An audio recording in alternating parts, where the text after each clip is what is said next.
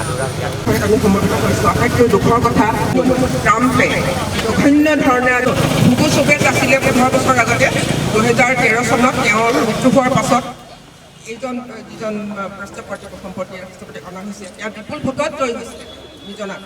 সেই ৰাষ্ট্ৰপতিজনে কি তেওঁ ভুল কৰিলে এইটো তেওঁলোকৰ নিজ দেশৰ কথা, বাহিৰৰ এজন ৰাষ্ট্ৰপতি কেনেকৈ অধিকাৰ পালে, অতি জঘন্য কথা। এইটো সকলোৱে ইতিমধ্যে একমুখে বিৰোধিতা কৰিছে। আজি সঁচা কথা যে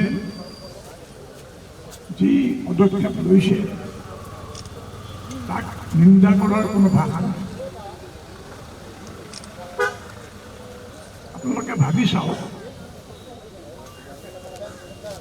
দুজন মানুহৰ চুবুৰীত হয়তো কিছু কাজিয়া আছে।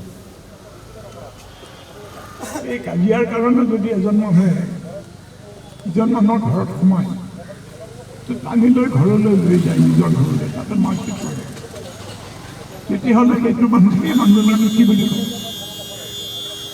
সি আইন মনা নাই, সি নিজৰ হাতত আইন তুলি লৈছে আৰু জঘন্য অপৰাধ। ই এটা গুণ্ডা। গতিকে ট্ৰাম্পকো আজি আমাৰ এই বিশ্বৰ দেশসমূহৰ মাজত এটা গুণ্ডা বুলি ইনকলাব জিন্দাবাদ জিন্দাবাদ জিন্দাবাদ মাৰ্কিন সাম্ৰাজ্যবাদ নিপাত যাও নিপাত যাও নিপাত যাও।